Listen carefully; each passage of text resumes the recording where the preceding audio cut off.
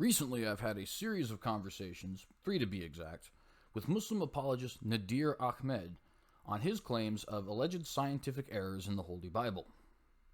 These 3 conversations centered mostly around questions of marriage and divorce and use of alcohol, and whether or not the lack of a strict prohibition of alcohol in the Holy Bible constituted a scientific error. Nadir formerly had these videos up on his channel. For some reason, he has now taken them down.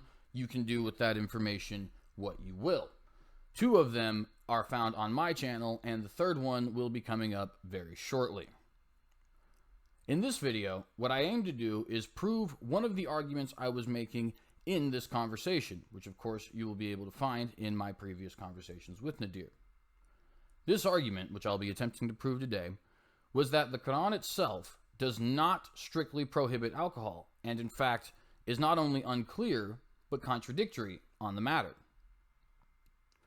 Before we get started, let's go ahead and listen to Nadir's point so that we can accurately represent the Muslim position and not build any straw mans here today. Now the Quran comes, 600 years later and completely bans alcohol in chapter 5, verse 90. So what we see here is that the Quran has literally obliterated a disease, which is fetal alcohol syndrome. So we see the claim, and of course you'll be able to watch the full video, link will be in the description below, that Islam completely prohibits alcohol use in Surah 590, and thus obliterates diseases such as fetal alcohol syndrome and so on. Now, of course, there are very obvious things to point out here that we won't necessarily go into too deep. For example, countries like Iraq, Turkey, and so on, Muslim majority countries, Arab majority countries, do not actually strictly prohibit alcohol. So just from a strictly political perspective, that needs to be pointed out. And this is because many Muslim apologists, Nadir included, will claim 99% of the Muslim world does not allow alcohol. This is false. But sticking just with the scriptures, let's go ahead and examine what the Quran actually says about alcohol. We'll start with Surah 590, the verse in question, which Nadir mentioned. It says, and I'm reading out of the Sahih International Version, "O you who have believed, indeed intoxicants, gambling, sacrificing on stone altars to other than Allah, and divining arrows are but defilements from the work of Satan. So avoid it that you may be successful." Here we find the single strictest verse in the Quran against the use of intoxicants, as well as other things such as gambling, sacrificing on stone altars to other than Allah, and so on. Notice in this verse, however, we do not actually find a strict prohibition of alcohol. In this verse is not included the words, "Thou shalt not drink alcohol." We do see that it is a defilement from the work of Satan. That'll be important for the future, so hang on to that. However, what we actually find is more of a suggestion. Avoid it that you may be successful. Now, there are many things that you may avoid and make you more successful. For example, if you avoid going and betting your money on certain things like horse races, you have a higher possibility of not losing that money. If you avoid things like Ponzi schemes, you have a higher possibility of not being arrested or getting into trouble with the law. So on and so forth. You could even do this with things like health and things like studying. For example, if you stay up all night drinking Mountain Dew, you will probably not be very successful studying for your midterms that weekend. In other words, there are many things you can do that are not necessarily sinful that may in fact hinder your ability to have success. But it actually gets a little bit worse than that. See, the word used here for intoxicants is not actually the Arabic word for intoxicants. Rather, it is the Arabic word for wine. Here we see Surah 590 once again, "O you who have believed, indeed intoxicants," and notice in parentheses you see an Arabic word. That Arabic word is khamr. Excuse my Arabic pronunciation, I do not speak the language. Khamr, I've been informed by numerous Muslim friends, including Nadir Ahmed himself, means specifically wine or intoxicating drinks derived from both dates and grapes. In other words, only intoxicating drinks derived from grapes and dates are prohibited if this verse is a strict prohibition of alcohol, which of course it is not. It is a suggestion to avoid alcohol so that one may be more successful. Remember, this is the strictest verse in the entire Qur'an as it pertains to consumption of alcohol. If we look at less strict verses, we would be surprised as to what we find. For example, in Surah 2:219, they ask you about wine and gambling. Say, in them is great sin, and yet some benefit for the people. But their sin is greater than their benefit. And they ask you what they should spend. Say, the excess beyond needs, thus Allah makes clear to you the verses of revelation that you may give thought. Of course, the point here that is most interesting for us is they ask you about wine and gambling. Say, in them is great sin, and yet some benefit for the people. Why is it that there would be some benefit for the people in this great sin? Why is the Quran, and indeed Allah himself in his eternal word, acknowledging some benefit for the people in this great sin, which he of course created himself? Are we really to believe that defilements from Satan, as Surah 590 refers to wine, can actually have benefit for mankind, but simply that their sin outweighs their benefit? That is what Surah 2:219 would have us believe. However, it gets even less strict. We move on to Surah 4, verse 43. O you who have believed, do not approach prayer while you are intoxicated, until you know what you are saying, or are in a state of janaba. Janaba, for those of you who do not know, is a state of sexual purity. Except those passing through a place of prayer, until you have washed your whole body. And if you are ill or on a journey, or one of you comes from the place of relieving himself, or you have contacted women and find no water, then seek clean earth and wipe over your face and your hands with it. Indeed, Allah is ever pardoning and forgiving. For purposes of our conversation, once again, only the first portion of the verse is relevant. O you who have believed, do not approach prayer while you are intoxicated. Of course, that would mean drunk or high or anything else. So, do not approach prayer while you are intoxicated until the following thing happens, until you know what you are saying, or are in a state of janaba. In other words, you may actually pray, come to prayer and pray while you are intoxicated, so long as you are sexually pure, you actually know what you are saying.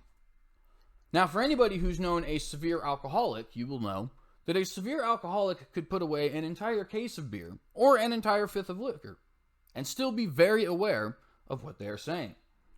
This, of course, is because tolerance is built up over time, and the more you use a drug, the more you are able to deal with the effects of that drug. In other words, according to Surah 443, you can pray while you're drunk, so long as you're drunk all the time.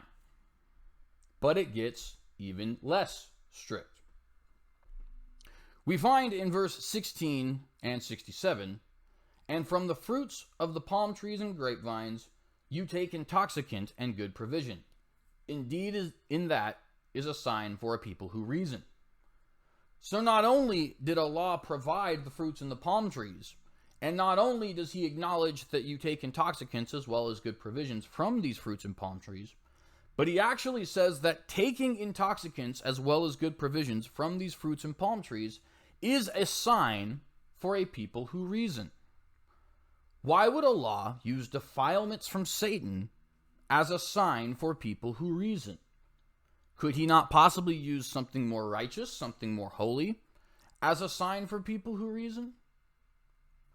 But it gets even less strict, because in Surah Muhammad, Surah 47:15, we find this.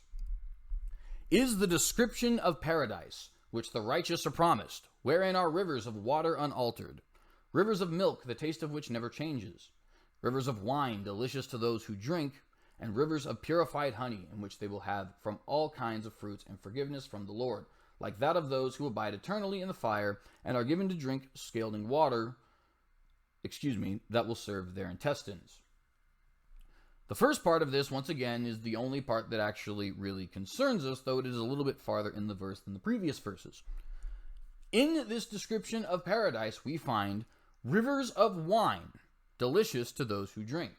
The word used here for wine is, of course, the word khamr. Now, Muslims will typically argue for some of the other verses I mentioned, but the doctrine of abrogation, you see, makes it to where those verses don't actually apply to modern Muslims. I, of course, question how an eternal document can possibly abrogate words from an eternal document. However, abrogation is a subject for another video. But in this verse, what we find is a description of paradise, i.e. heaven, i.e. the reward for the believers. Does the Muslim really expect me to believe that Allah actually is able to abrogate paradise itself, eternal life? If that is the case, of course, what do you even think you're going for? How do you know that when you die, all the great and wonderful things you have promised, or that were promised to you, rather, were not abrogated? And even besides that, even if they were abrogated, why at any point in time did Allah have in paradise, in heaven, where things are supposed to be perfect, defilements from the works of Satan? I refer back to Surah 590. Intoxicants, and the word used here is khamr, are but defilements from the works of Satan. Intoxicants, the Arabic word here is khamr, are but defilements from the work of Satan. So why are defilements from the work of Satan in paradise where the believers live eternally? That, my friends, does not make any sense. However, lest you think that I, some lowly layman's Christian, be the only person to actually think that these verses are confusing and contradictory, and therefore come to conclusions that are in fact different from the Muslim mainstream, let me quote for you a source hostile to my position discussing some Islamic scholars who are not. Here on Muslim Matters, we see all intoxicants are prohibited in Hanafi fiqh at the end. So we know exactly where their conclusion is going. They're going to say all intoxicants are prohibited, just like modern Muslims believe. In other words, this source is hostile to the position I am currently providing you. The reason that they are singling out the Hanafi fiqh is because the Hanafi fiqh has traditionally allowed alcohols that are not derived from dates or grapes. If we continue further in the article, we will see why, and why certain scholars have actually made this conclusion very frequently, very frequently, all throughout Iraq, Syria, Turkey, and so on. Where did this definition come from? The definition that they ask for is the definition of khamr.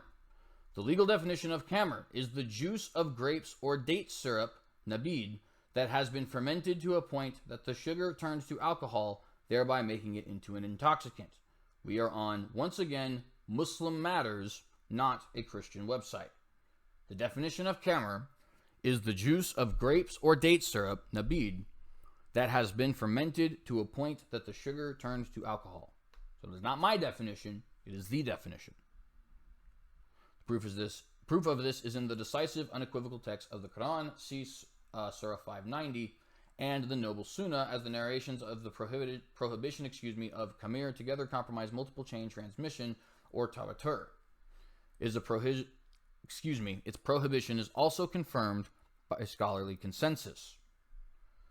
So, once again, we see exactly where this article is going, but we also see the definition of khamr laid out by them. Once again, if this is a hostile Muslim article, why would they be admitting things unless they were true? if those things could actually negatively impact their argument, such as the definition of kamer. Here we see explanations as to why there is confusion in the first place and why they have this article. The scholars of Iraq, notice point 2, Ibrahim Naqi from the Tabi'in, Sufyan al-Thawri, and please excuse me if these are terrible pronunciations, Ibn Abi Layya, Ibn Shabruma, Imam Abu Hanifa, and the rest of the scholars of Kufa, and the majority of the scholars of Basra, say that the prohibition in these products is the intoxication in the product, not the product itself. This is based upon the seemingly ambiguous and contradictory text regarding the ruling of these products. In other words, these scholars agree small amounts of alcohol is in fact allowed, and they agree with this because of what they describe as ambiguity and contradiction in the Qur'an. Not me, the Christian scholar, but the Muslim scholar at muslimmatters.org. In another article, once again hostile to the position which I am currently putting forward, says this: scholars of Iraq, including Abu Hanifa, Ibrahim Naqi, Sufyan al-Thawri, Ibn Abi Layya, and the scholars of Kufa and Basra prohibit these substances due to their intoxicating nature and not because the substances themselves are prohibited absolutely due to contradictory texts on the matter. So, not only is there a certain group of people that actually says this only applies to drinks derived from dates and grapes, because that is indeed the strict definition of the word kamer, but numerous Islamic scholars and schools of Islamic jurisprudence have actually claimed that only small amounts of this are indeed prohibited and that there is no strict prohibition of alcohol itself, and they claim that this is due to the contradictory nature of the texts on this matter. Once again, that is not my words, but it is the words of scholars like Abu Hanifa and etc. So, Muslims, if it is indeed the case that Allah is perfectly clear, that Allah is God of everything that is created, including things like logic and the laws of non-contradiction, why does he constantly give ambiguous rulings? Why does he constantly contradict himself? Why is it that we can't get a simple, plain, straightforward command on something as simple as the consumption of alcohol? If Allah can't be simple, plain, and straightforward about something as simple as the consumption of alcohol, why do you trust him with your soul? Shalom, in the name of Jesus Christ.